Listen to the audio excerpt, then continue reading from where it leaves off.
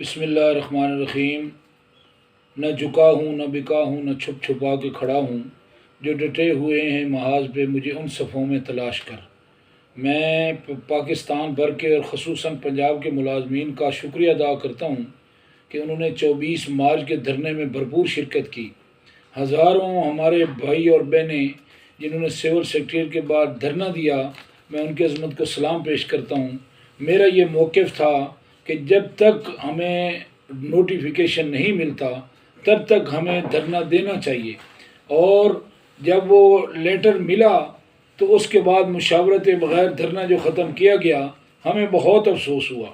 میرا یہ پروگرام تھا کہ انشاءاللہ ہم کسی طریقے سے اگر نوٹیفیکیشن نہیں ہوتا تو یہ یہاں سے سول سیکریٹریٹ سے وزیر اعلیٰ ہاؤس کی طرف پنجاب اسمبلی سے ہوتے ہوئے قافلہ جاتا، تو یہ جب یہ ریلی نکلنی تھی، اگر حکومت یہ شیلنگ کی غلطی کرتی تو اسلام آباد کی طرح ایک ہی دن میں نوٹیفیکیشن ہو جاتا۔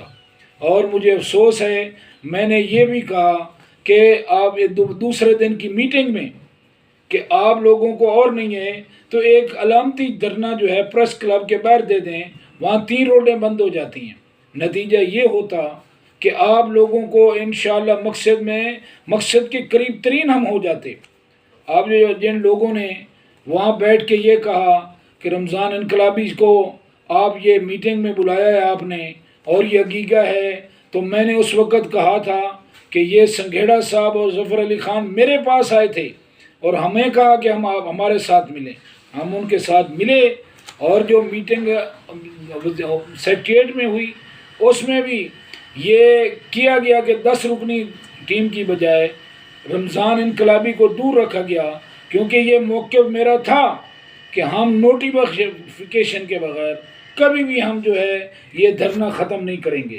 تو میں اساتذہ کو یہ یقین دلاتا ہوں کہ جب تک انہیں حق نہیں ملے گا، انشاءاللہ ہم انقلابی امپلائیز ویلفیئر ایسوسیشن کے تحت تمام، یہ نہیں ہے یہ رضوی صاحب جو ہیں ان کا آپ نے دیکھا ہوگا کہ تھوڑے عرصے میں 2-4 سال کے اندر، کیونکہ عشق جب سکھاتا ہے تو پھر وہ سب کچھ حاصل کر لیتا ہے۔ تو انشاءاللہ ہم منزل کے پہلے بھی، میں نے اپنے والد کی 1 ایکڑ زرعی زمین بیچ کے تحریک چلائی، میں نے اپنے بچوں کی قربانی یہ جو 2-2.5 سال ریموول برداشت کی اور لاکھوں اساتذہ کو اپ گریڈیشن لے کے دی۔ جب پیف کو اسکول جا رہے تھے اور آؤٹ آف کورس پیپر کے 50% جو ہے وہ پیف میں جانے تھے اور باقی دانش اتھارٹی میں، تو سپریم کورٹ میں کون گیا تھا؟ وہ رمضان انقلابی تھا۔ اور آج بھی میں کہتا ہوں کہ پنجاب بھر کے ملازمین کو جب تک حق نہیں ملتا، انشاءاللہ اکیلا بھی کھڑا ہونا تو بال بچوں سمیت بھی دھرنا دیں گے۔